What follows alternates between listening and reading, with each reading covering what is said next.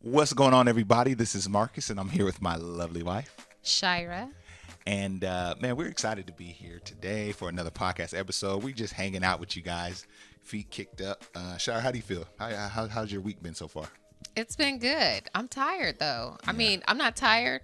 I'm sweaty Yes. because I just took a little walk, and so Yeah, Shira walked to get our son. I told her she should drive, but she wanted to get her exercise on it. And what's so- wrong with that? Nothing. I think that's awesome.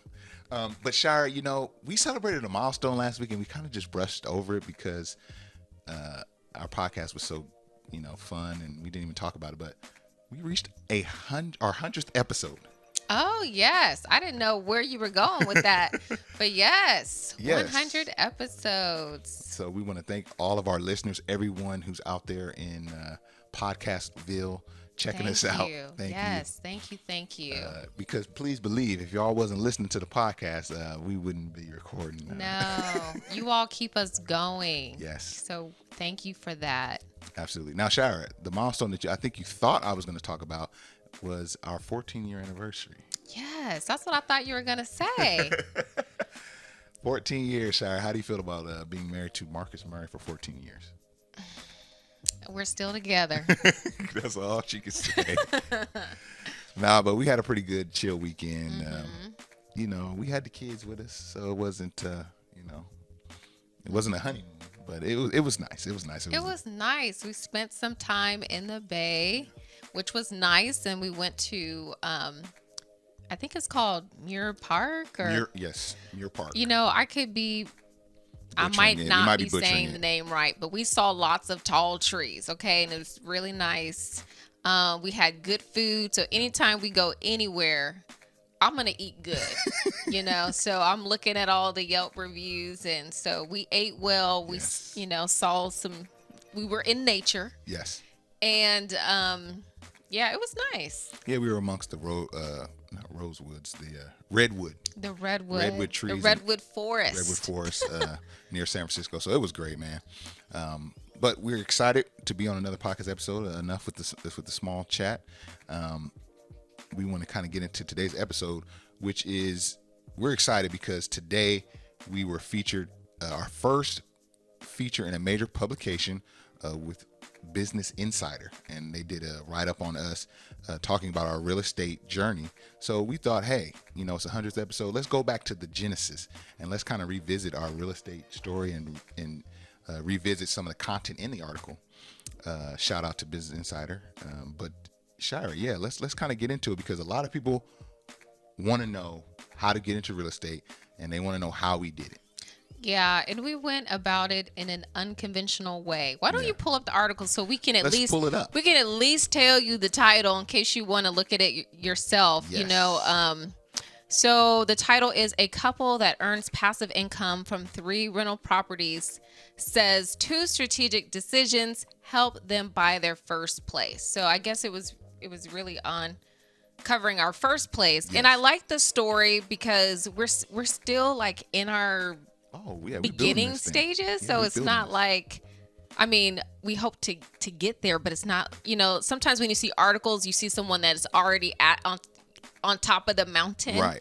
And we are literally still climbing our way up. So building the plane as we fly it. yes. So it was good to share just our journey thus far. Yes. Shout out to Liz. I don't want to butcher her name. Liz Newven. For the write-up for us. I don't think that's her last Liz, name. you know who you are. Y'all forgive him for his pronunciation. Yeah. But anyway, so like Shira was saying, it was very unconventional. Now, Shira, I think I'm probably gonna throw a wrench in your plans for this one. But let's just address the elephant in the room, Shira. That's what we like to do here. With the article? With the article, with us, because some people are gonna be reading the article and they're gonna be like, wait.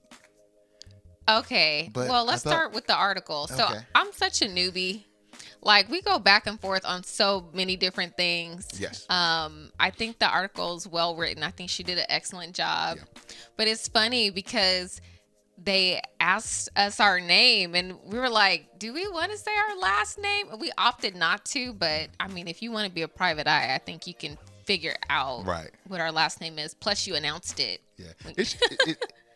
I'm glad you're talking about the subject of names because I'm going to go somewhere. But yeah, it's just weird to type your name in Google and see stuff. Oh, Lord. It's still weird so much, for me.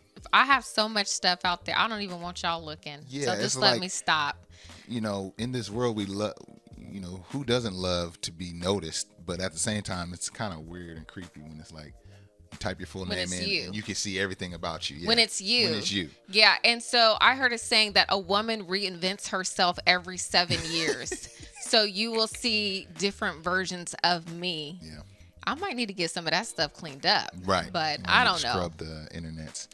But anyway, so the name Black Married Debt Free, that's kind of what we like to present under, right? When we're talking in this space that we talk to you all here on the podcast, YouTube, Instagram, we want to be Black Married and Debt Free, right?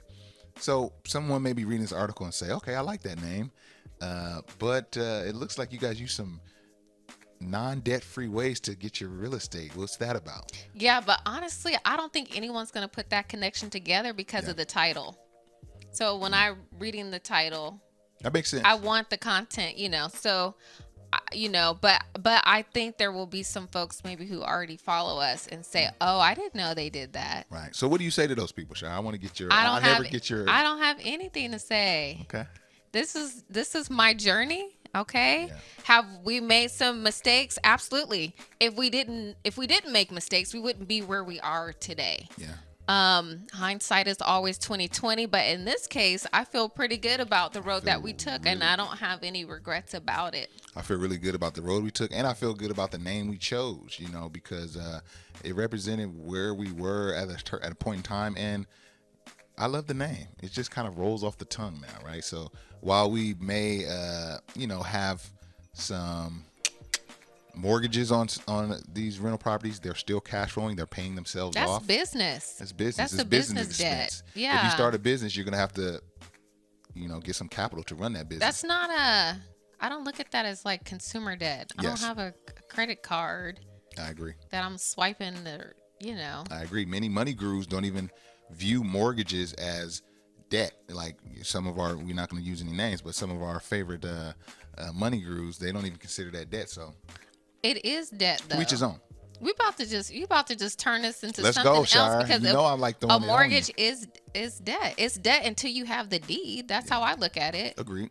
But you talk about good debt, bad debt, and we have had different folks on our podcast that have different views. So I like to hear from other people as well, and just have a variety of opinions and thoughts, and you just take what works for you. You know, it's not who am I to judge? I'm not judging nobody. Who are we to judge? But anyway, back to our story. So okay, we got our first property after we paid off, or our first investment property after we paid off our primary residence. So after we hit that zero mark for debt and mortgage and all that, we had some equity in that house, Shire. What did we do with that equity? Oh my goodness, we had a ton of equity. A lot of people may have equity in their homes currently because the market is lit. But but we said our house was paid off. So anywho, what'd you say? Yes, back to how we got our first property. Our primary residence was paid off. Yes. It had a zero balance, and the equity at that time had risen. I think I went and researched it. 172%, Shire, from the purchase price of our house to the sale price of that home. It's 172%. Yeah, but we're not even at the sale. We're not at the sale. So before we sold. Yes. So before we sold, we took out a home equity line of credit. Now, I'm not saying that anyone should run out and do that. Right. But basically, we're just telling our story. We're telling our story. We don't have any HELOCs out right now. Yes. So I don't want you to think, we don't have that out anymore. But anywho, we took out a home equity line of credit. So we took essentially it's like a loan against your home. Yes, your home is the bank. You're borrowing money from the home. Right. the home's value. So that's what we did. And we got a little bit over $100,000. And we took that money cash and we didn't take it cash. Why I say that? Right. It was money in the bank. It was money in the bank. And the cool thing, Shara, I want to highlight is a cash out refi is you're tapping into the equity of your home, but you get a check. They cut you a check. Boom. So right when they cut you that check, you have to start paying for that amount that was cut, right? Whether you use the check or whether you're sitting on the check, doesn't matter. The person who gave you the check says you start owing me today. With the home equity line of credit, you only owe once you withdraw. Right. And then you can pay back and withdraw and pay back and withdraw. Right. So it was literally like a bank. Yeah, so we didn't take a check. We didn't do that. Because number one, we didn't want to start paying back the money immediately, and number two, we only wanted to use what we needed. Yes. And taking a blank check, that would have been tough for me. That's especially tough. After just paying off debt. You're ready to let your hair down, you know, so you might, you know. So yeah, so we took out a home equity line of credit. I want to highlight also, Shara, sorry not to cut you off. Home equity lines of credit have lower interest rates because of the fact that they're not cutting you a fat check up front. So if you get a cash out, your interest rate's going to be a little higher. Just wanted to point that out. Good. And I don't know what the interest rates are looking like now, but that's what we did. But prior to doing that, we knew the area that we wanted to invest in. And we had already done all of our research. We pretty much had a plan in place. And Shara, yeah, I have to ask you, why didn't we decide to invest where we live? Why didn't we want to be in our area? Well, we would have had, so if we used the home equity line of credit, that would have only afforded us a down payment. And we would have had to have a mortgage. A mortgage to cover the cost of whatever it is we're purchasing. So the purpose of the HELOC for us was to buy something cash and get it at a good price. Yes. So that's why we didn't do it that way. Yeah. We invest out of state. If I could invest locally, I would do it. We probably would. We interviewed someone that did a couple of episodes ago. I think episode 98. Yeah, so they invest locally. Mm-hmm. They had a property as their primary residence, and when their family started to grow and they wanted to move up, then they would, acquire another home loan, move out of that home into something new, and then use that place as their rental. Right. That's an excellent strategy. Dope strategy. That's an excellent strategy. Yeah. But for us, we knew what we wanted to do. We knew the price point we wanted to be at. And because we got a home equity line of credit, it cut out so much red tape. When you're a cash buyer, you don't have that long period of escrow. You don't have all that paperwork. We signed like 3 papers. Mm-hmm. Like closing was like 10 minutes, and so everything just moves so much quicker when you are dealing with cash. And obviously, after you spend that money, as you were saying before, you have to start the payback. Yes. And so we had the income from that would pay, the HELOC down, and then we have extra money for cash flow. So it was a business that was netting money. It wasn't a business, or it wasn't a debt that we were having to pay out of pocket. There was no out of pocket with this, right? So that's to point out. Right. So that was a benefit, because we didn't have to save money. Right. We didn't have, it was ours. It was already there. We in a way became the bank. And I think this article highlights that too, Shara, how or it was something that I was reading, that sometimes a line of having equity in the home is just something that's there if you can't tap into it. And so we said, well, let's take advantage of that and use it to benefit us to start building wealth, because you take out the line of credit, you purchase a house cash, the renter pays you back enough to pay back that home equity line of credit and cash flow. So now you can start using that money to do what? Invest in whatever you want, save, put it back into the house. So that was the wealth building process had begun. And so if we didn't do that, the house would have just been worth more, and it would have been great to talk about in theory and in conversation, but we put it to work for us. Yeah, and I think that there are pros and cons to a home equity line of credit. you have a rental property, so you have the challenges that may come along with, having investment properties, having rental properties. Or another path we could have taken, because we use that income, we bought a whole house cash. Some people would say, well, why didn't you take the money and use it for several down payments on several properties? And so it's like, okay, why put $100K into one house when you can get 5 houses and put $20K on each one? Yeah. And so looking back, you think maybe we might have thought about that a little more deeper, Shai?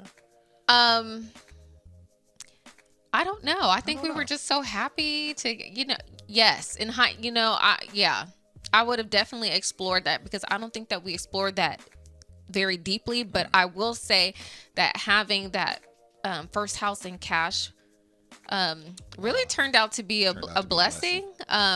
Eventually we did sell our condo, which paid off the HELOC. So we don't have that HELOC anymore. It's paid off. And so is that home. Yes. So we own a home free and clear. And that has been a huge blessing with this whole COVID-19 thing, because in the event that the tenant wasn't able to pay, it's already paid for. Right. I hope that they don't hear that, but but it's already paid for, and it lowers our stress tremendously. And it's a nice home too. Absolutely. And let's keep it 1,000, Shai. I mean, that cash flow is all ours now, and the turnover, or the compound of that monthly income is afforded us to do what? Build the portfolio. And it's going to continue to do that, because we did step 1, which this article highlighted. Yeah, so eloquently. It's definitely not a traditional way. Yeah. But thus far it has worked. Yep. And that's right now, it's our only paid off home. And the other 2 have, smaller mortgages, but that is kind of our cash cow, so to speak. Yeah. And one thing about this article, because it talks about us having three rental properties, and we are in escrow for a 4th. Yes. I will say that. Yes, more to come on that. Yeah, Marcus will share on that, since he was doing stuff behind my back, but we're not going to get into that. No. Okay. But I like that the story really highlights, that we're still early. We're still early. We're still building, as you all are building as well. So we are growing together and sharing, sharing parts of our journey that we don't always talk about. Yes. We don't always talk about it. Right. Yeah. And I think Shai, to close, I think that's great, because a lot of people will just tell you, will just show you their highlights, but won't talk about the journey, won't talk about the practice that goes into, before you play the game, so to speak. So we want to definitely highlight that and kind of take you behind the scenes on like what we did to get our first property and how that has benefited us, and it's going to help us to build this mini real estate empire, Shai. That's what I'm calling it. Yeah, and I think we should explore, if someone is hearing this and thinking, wow, I never thought that was an option, maybe to share a couple of pros and cons on doing that. I mean, we see now the housing market is going crazy, and if you are already in a home, that home has probably grown in equity. Right. But what are some pros and cons that you can share? Great, Shai. Well, I'll say it, but the article also highlights that a home equity line of credit is usually something that is taken out to renovate a home, to make an addition to a home, to renovate a bathroom, or those things don't pay you back. So they add value to your home. Add value to your home, but you're taking out value in your home to add value to your home. Well, I think it just makes sometimes you have to look at me. You know what I'm saying? Sometimes you have to decrease to increase. Now I don't know. But yeah, you're right. But I don't necessarily fault people for doing that. I don't. Especially if you're adding value, you're getting ready to sell, and you can get more. It adds more value. But I'm just speaking to, that's not what we did it for. We said, let's take this and put it into something that's going to make us more money. And so that is one key thing that I would say. If you're going to use this for real estate purposes, you want to put it in. Don't put it into an asset that is not going to earn you money. Okay. Don't put it into a house that, man, I got to do this full flip. And just run your numbers. Make sure your return on investment will be sufficient. Make sure it's worth it. Because if we've got a house that didn't give us enough rental income to cover that HELOC, and we had to start coming out of pocket for the HELOC to make up the difference, that would have been a bad idea. Oh, yes. Okay. So I think that you want to make sure you're not over leveraged. So you don't want to have a mortgage on your primary home and then take out a HELOC. And then you're using the HELOC. You're responsible for the payment on that HELOC and a mortgage. Yes. So you just have to make sure it's something that you can afford to pay in the event that you're just getting started and you don't have a tenant right away. Mm-hmm. So I think you have to be careful with over leveraging yourself. And managing all those things. Sorry, let's go back to the scenario where, let's say if we got the 100K HELOC and we put 20% down on 5 homes. So now we're responsible for paying the HELOC back. Yes, and all five of those homes. So that's 6 different payments. So you gotta, consider all that stuff. It could get interesting. It can get very interesting, and you have to be really, really organized, if that's what you're going to do. Yeah. But this is not the only way to get into real estate. Right. With our other properties, we put down 20%, some through savings, some through grind, hustle, to save up driving for Uber. Like, we did it all. You know what I'm saying? Or you did a lot of the driving. Sure. I was watching the kids, though. Right. See, I was watching the kids. We don't get no credit for that. I'm preparing the meals, and you're dropping off the meals. I think one con to consider, Shire. Okay. I know you got to get out of here. One con to consider is that the HELOC needs to be paid off at the sale of the home. So we sold our home at the sale of your primary residence, whatever residence you have that HELOC on. Yeah. Okay. So we sold our home, and man, we saw all this equity that we were going to get. It was a lot. It was a whole bunch, and we was like, okay, we're going to put this all on the new house, and then we had to remember, oh yeah, but they're going to they're going to pay that HELOC off. It's a line item in the HUD statement. It's a line item. It needs to be paid off. So yeah, it worked out for us though. It definitely worked out, but that's something to consider. So if you're going to take out a home equity line of credit on the house that you're in and you plan to sell it soon, you have to pay that back. How do we leave that out? That's so important. Well, there's more in the article. So we want you to check out the article for sure. I'm going to read the title one more time. It's called A Couple That Earns Passive Income from 3 Rental Properties Says 2 Strategic Decisions Help Them to Buy Their First Place. And no, we did not read out those strategic decisions. So you have to check out the article to get that. Please do. So check us out. Before we go, this podcast was sponsored by Coldest Water Bottle. Y'all check this company out. This will be in the link of this description, and also the article will be in the link below. We gotta go. But do it keep your water cold? Keeps your water cold for 36 hours, Sharon. Your warm for 12 hours. Okay. So definitely I'm just asking. Absolutely. And if you guys like this hoodie, you know what I mean? You can get that at the link below too. I gotta throw my plugs in here, guys. This is how we pay the podcast bills. So we out. Sharon, any final words? No, just have a great and amazing day. And thanks for hanging out with us. Peace. Bye.